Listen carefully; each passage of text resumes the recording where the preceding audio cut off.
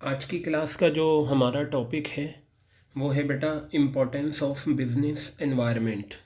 काफ़ी important topic है from examination point of view, और आप इसे बहुत ध्यान से देखिएगा। इम्पोर्टेंस ऑफ बिजनेस एनवायरनमेंट, इसके टोटल 6 पॉइंट्स हैं, हम सारे पॉइंट्स कवर करेंगे। बिजनेस एनवायरनमेंट की जब भी हम बात करेंगे तो मैंने आपको बताया था आपको किन बातों को ध्यान में रखना है। एक कंपनी को छोड़कर, कंपनी के प्रेमाइसिस, कंपनी की जगह को, ऑफिस को छोड़कर बाहर की जो पूरी दुनिया है वो उसके लिए बिजनेस एनवायरनमेंट है। अब आपने देखा था उस बिजनेस एनवायरनमेंट में इन्वेस्टर भी होते हैं, सप्लायर भी होते हैं, कस्टमर भी होते हैं, स्टेक होल्डर्स भी होते हैं, और फिर साथ ही साथ टेक्नोलॉजिकल कंडीशंस हैं, पॉलिटिकल हैं, लीगल हैं, इकोनॉमिक हैं। ये सारी कंडीशंस भी हमें पढ़नी है। तो सबसे पहला जो हमारा पॉइंट है वो है identifying opportunities and getting first mover advantage. इसका मतलब क्या है? इसका मतलब ये है कि अगर आप मार्केट में आ रहे हो तो आप सबसे पहले अपॉर्चुनिटी को आइडेंटिफाई करो, ठीक है, और फर्स्ट मूवर एडवांटेज यानी कि सबसे पहले फ़ायदा उठाने वाले बन जाओ। इसको पढ़ने से पहले मैं इसका एग्जाम्पल आपको बताता हूँ, ध्यान से देखिएगा। मारुति उद्योग became the leader in small car market. आपने देखा होगा मारुति उद्योग एक कंपनी है, वो लीडर बन गई स्मॉल कार मार्केट में। क्यों? क्योंकि ये पहली कंपनी थी जिसने स्मॉल कार्स की नीड को आइडेंटिफाई करा एक ऐसे इन्वायरमेंट में जहाँ पर पेट्रोल के प्राइस बढ़ रहे थे और लार्ज मिडिल क्लास पॉपुलेशन है जैसे कि इंडिया में।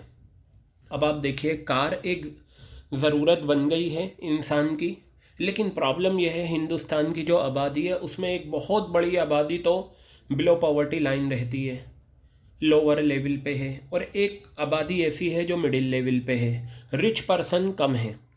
तो मारुति उद्योग ने क्या करा, क्यों ना ऐसी का मारुति उद्योग ने ये देखा मार्केट को कि एक बहुत बड़ी आबादी हिंदुस्तान में मिडिल क्लास है जो लग्जूरियस कार अफोर्ड नहीं कर सकती, तो क्यों ना हम मिडिल क्लास के लिए स्मॉल कार्स बनाएं।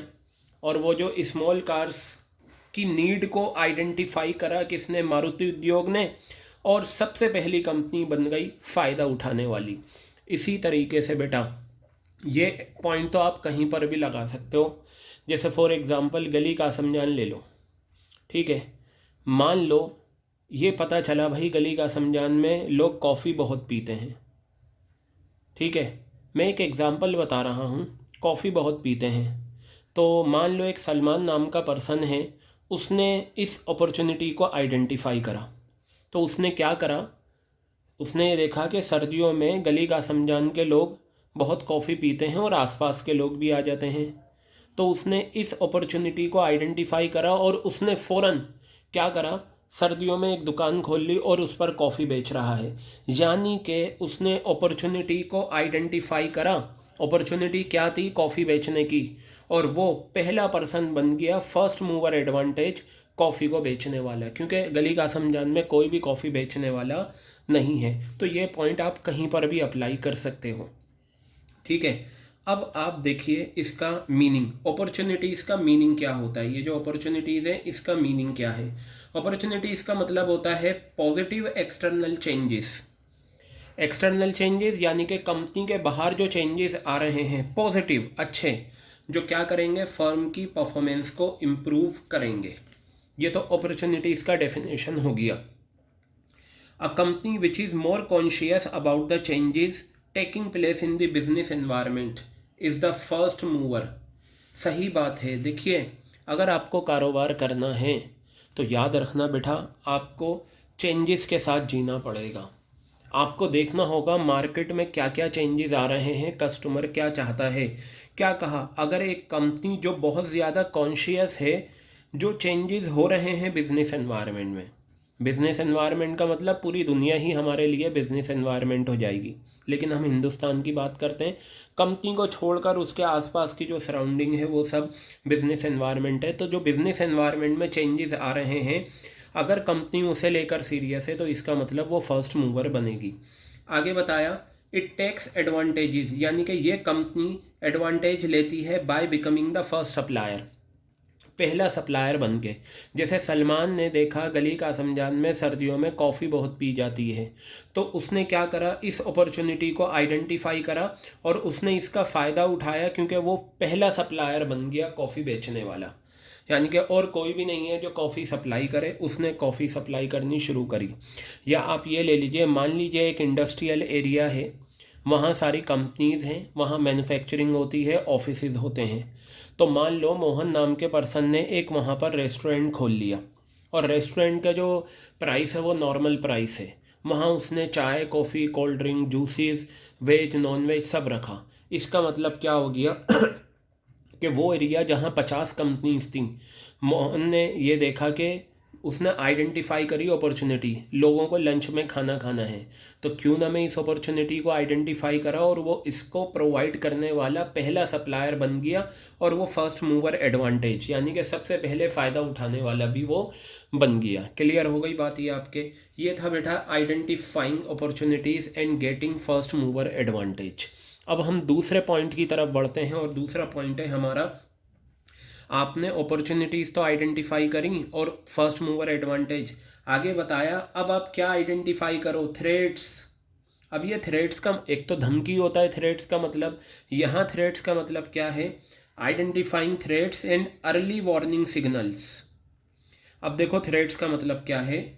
थ्रेट्स का मतलब होता है वो एक्सटर्नल एनवायरनमेंट चेंजेस जो हमारी परफॉर्मेंस को ख़राब करेंगे। अगर मैं कोई बिज़नेस कर रहा हूँ, ठीक है, और मुझे ऐसा लगता है कि बिज़नेस एनवायरनमेंट में ये जो चीज़ हो रही है ये मेरी परफॉर्मेंस को ख़राब कर सकती है, ठीक है, तो मुझे उसके बारे में पहले से पता होना चाहिए। ठीक है, अब यहाँ देखिए एग्ज़ाम्पल से समझते हैं इस चीज़ को। अगर एक फर्म ये पाती है कि एक न्यू फर्म मार्केट में एंट्री ले रही है, अगर एक फर्म ये पाती है कि एक नई फर्म मार्केट में एंट्री ले रही है, तो कंपटीशन मिलेगा नई फर्म से, तो ये क्या करेगी? It can meet such a threat. ये थ्रेट है। अगर एक फर्म ऑलरेडी मार्केट में है, मान लीजिए एक रेस्टोरेंट है एक मार्केट में और एक दूसरा पर्सन भी रेस्टोरेंट खोल रहा है, तो पहले वाले रेस्टोरेंट के लिए ये जो दूसरा पर्सन रेस्टोरेंट खोल रहा है ये थ्रेट है, ठीक है, जो उसकी परफॉर्मेंस को सफ़र करेगा। मान लो एक जनरल स्टोर है, उसकी बहुत अच्छी सेल होती है, उसे देखकर किसी और ने भी जनरल स्टोर खोल लिया, ठीक है, तो क्या होगा? पहले वाले की परफॉर्मेंस पे असर पड़ेगा। तो दूसरे कंपटीटर का मार्केट में आना पहले वाले पर्सन के लिए क्या है? थ्रेट है। तो अब उस थ्रेट को हैंडल करने के लिए क्या करना होगा? अपने प्रोडक्ट की क्वालिटी इम्प्रूव करो, या एडवर्टाइजिंग अच्छी करो, डिस्काउंट दो, प्रमोशन करो, कुछ भी करो, मतलब ये है कि अपने आप को बेहतर दिखाओ दूसरे से। क्लियर हो गई बात ये? अब यहाँ पर ये बताया, if the knowledge about the threat, threat का मतलब यहाँ धमकी वैसी धमकी नहीं है मारने वाली, यहाँ थ्रेट का मतलब ये है कि वो चेंजेस जो बिज़नेस एनवायरनमेंट में आ रहे हैं जो हमारी परफॉर्मेंस को ख़राब कर सकते हैं। तो यहाँ बताया अगर थ्रेट की नॉलेज सही टाइम पर वक्त से पहले पता चल जाएगी तो हम कोशिश कर सकते हैं उन्हें फेस करने की, और ऐसा possible only by regularly studying the changes, और ऐसा तभी पॉसिबल है जब आप चेंजेस को रेगुलरली स्टडी करते रहोगे जो बिज़नेस एनवायरनमेंट में आ रहे हैं। अब आपको पता कैसे चलेगा? इंटरनेट है, इंटरनेट के थ्रू आपको बहुत कुछ पता चल जाएगा कि मार्केट में क्या ट्रेंड है, और जिस फील्ड के आप होते हो तो वहाँ पर पता ही चल जाता है कि क्या क्या चेंजेस टेकिंग प्लेस हो रहे हैं। तो बेटा अपॉर्चुनिटीज़ का मतलब होता है पॉजिटिव चेंजेस जो हमारी परफॉर्मेंस को अपलिफ्ट करेंगे, और थ्रेट्स का मतलब होता है नेगेटिव चेंजेस जो हमारी परफॉर्मेंस को डाउन करेंगे। अब यहाँ तीसरा पॉइंट आता है tapping and assembling resources. Assemble का मतलब होता है, जैसे कहते हैं ना कंप्यूटर असेंबल करा, बहुत सारे पार्ट्स को लेकर एक कंप्यूटर बना दिया, चीज़ों को जोड़ देना। तो यहाँ पर ये बताया, ध्यान से देखिएगा, बिजनेसमैन जो होते हैं उन्हें गुड्स सप्लाई करनी होती हैं मार्केट में डिमांड के हिसाब से। जैसी डिमांड है मार्केट में वैसे हमें गुड्स को सप्लाई करना पड़ता है। अगर मार्केट की डिमांड ज़्यादा है तो ज़्यादा सप्लाई होती है, मार्केट की डिमांड कम है तो कम सप्लाई होती है। जैसे आपने देखा होगा सर्दियों में, विंटर में ड्राई फ्रूट्स की सप्लाई बढ़ जाती है क्योंकि डिमांड ज़्यादा होती है। जो ड्राई फ्रूट्स बेचते हैं, जो ड्राई फ्रूट्स बेचने वाले बिजनेसमैन हैं, वो क्या करते हैं, सप्लाई करते हैं मार्केट में ड्राई फ्रूट्स की डिमांड के हिसाब से। ठीक है, अब यहाँ बताया सप्लाई करने के लिए यानी कि प्रोडक्ट को मार्केट में लाने के लिए हमें किसकी ज़रूरत होती है, इनपुट की, रॉ मटेरियल की। बिल्कुल सही बात है। अगर हमें शूज़ तैयार करके बेचने हैं तो शूज़ के लिए हमें रॉ मटेरियल चाहिए, लेदर चाहिए, रेक्सिन चाहिए, रबड़ चाहिए, या और जो भी चीज़ें शूज़ बनाने में इस्तेमाल होती हैं। तो ये बिजनेसमैन क्या करते हैं, रॉ मटेरियल एक्वायर करते हैं और दूसरे रिसोर्सेज दिमाग में रखकर जो आउटपुट इन्वायरमेंट में हमें देना है। जैसे यहाँ पर ये बताया, with the demand of flat screen colour TV. Flat screen colour TV आता है जो दीवार पे चिपक जाता है, पहले नहीं होता था। तो जैसे ही फ्लैट स्क्रीन कलर टीवी की डिमांड बढ़ी, मैन्युफैक्चरर्स जो थे उन्होंने कलेक्ट करने शुरू कर दिए रिसोर्सेज जो मैन्युफैक्चर करेंगे फ्लैट स्क्रीन कलर टीवी। पता ये चला कि जो ब्लैक एंड वाइट टीवी हुआ करते थे अब उसकी डिमांड ख़त्म हो रही है, लोग उसे अब इतना पसंद नहीं कर रहे और फ्लैट स्क्रीन कलर टीवी की डिमांड आ रही है। तो जो बिजनेसमैन थे, जो टीवी की फील्ड में डील करते थे, उन्होंने रिसोर्सिस को असेंबल करना शुरू करा, कलेक्ट करना शुरू करा। ठीक है, ताकि फ्लैट स्क्रीन कलर टीवी दे चुकें rather than collecting resources of black and white TV. यानी कि ब्लैक एंड वाइट टीवी के रिसोर्सेज को छोड़कर बेहतर है कलर टीवी के आप रिसोर्सेज कलेक्ट करो। क्लियर है बात। अब आगे आ जाओ, कॉपिंग विद रैपिड चेंजेस। ठीक है, today changes are taking place very fast. सही बात है, हर साल एक नया वर्जन आ जाता है एप्पल के आईफोन का। आईफोन 10, 11, 12, 9, 6 आते हैं ना हर साल। वो क्या है, क्यों आते हैं? क्योंकि टेक्नोलॉजी चेंज हो रही है वेरी फास्ट। एक टाइम हुआ करता था मोबाइल फ़ोन में कैमरा नहीं आता था, फिर कैमरा आना शुरू हुआ, फिर कैमरे के पिक्सल बढ़ने शुरू हुए। ठीक है, फिर पता ये चला मोबाइल फ़ोन क्या है, सारे काम कर लेता है, चलता फिरता कंप्यूटर बन गया। क्या हुआ, ये एडवांसमेंट आया टेक्नोलॉजी में। तो बेटा today changes are taking place very fast. पहले के ज़माने में जो बर्तन होते थे वो सब हाथों से बनते थे, शूज़ हाथों से बनते थे, लेकिन अब क्या है, मशीनरी आ गई है, टेक्नोलॉजी आ गई है, तो काम बहुत फास्ट होता है। Today changes are taking place very fast. Changes बहुत तेज़ी से आ रहे हैं और ये जो चेंजेस हैं बेटा इनका बिज़नेस पे बहुत असर पड़ता है। ठीक है, तो इसलिए ज़रूरी है इन चेंजेस को समझना जितनी जल्दी हो सके। क्लियर हो गई बात। अब बेटा यहाँ पर आ जाइए, बिजनेसमैन इसी का कॉन्टिन्यूएशन में है, पॉइंट नंबर 4 का। बिजनेसमैन को ये चेंजेस अपने इंटरनल इन्वायरमेंट में भी लाने पड़ते हैं ताकि एक्सटर्नल इन्वायरमेंट से मैचिंग हो सके। इसलिए इन्वायरमेंट की स्कैनिंग, मैंने बताया था बिजनेस एनवायरनमेंट को समझना इन्वायरमेंट स्कैनिंग कहलाता है। इसलिए इन्वायरमेंट स्कैनिंग इन रैपिड चेंजेस को समझने में हमारी मदद करता है। अब हम बात करते हैं assisting in planning and policy formulation. The major strategies. Strategies का मतलब होता है प्लान, पहले से कोई चीज़ डिसाइड करना, वो स्ट्रेटजी है। पॉलिसीज़ भी होती हैं।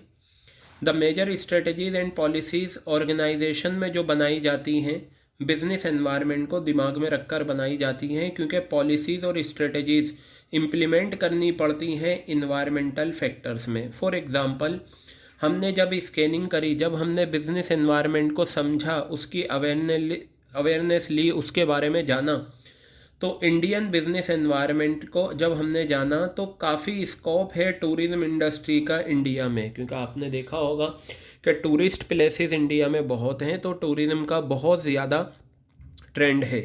कई सारे hotels, private hotels, public sector के hotels, ITC group making strategies for tourist के लिए ये प्लान बना रहे हैं। क्लियर हो गई बात।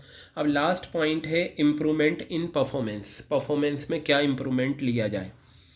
With continuous scan of business environment. Business environment के स्कैन का मतलब इन्वायरमेंट स्कैनिंग। इन्वायरमेंट स्कैनिंग का मीनिंग क्या होता है, इन्वायरमेंट के बारे में जानना, उसके बारे में अवेयरनेस लेना, ये बिजनेस यानी कि उसकी स्टडी करना कि क्या मतलब आपको पता होना चाहिए आपकी कंपनी के बाहर हिंदुस्तान में क्या क्या हो रहा है।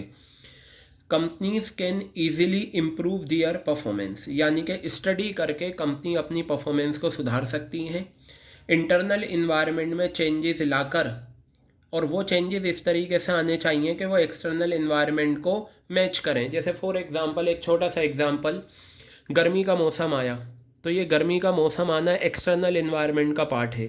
तो हमने क्या करा, इंटरनल इन्वायरमेंट हमारी जो कंपनी है उसके प्रेमाइसिस में हमने एसी लगवा दिए ताकि जो एम्प्लॉइज़ हैं वो आराम से काम कर सकें। तो हमने एक्सटर्नल इन्वायरमेंट की मैचिंग में इंटरनल इन्वायरमेंट में हम क्या लिया है, चेंज लिया है। तो चेंजेस ऐसे होने चाहिए जो एक्सटर्नल इन्वायरमेंट को मैच करें। अगर हम इंटरनल इन्वायरमेंट में चेंजेस लाते हैं और एक्सटर्नल इन्वायरमेंट को ध्यान में रखकर, तो ऑर्गेनाइजेशन फल फूल सकती हैं, prosper and improve their market share.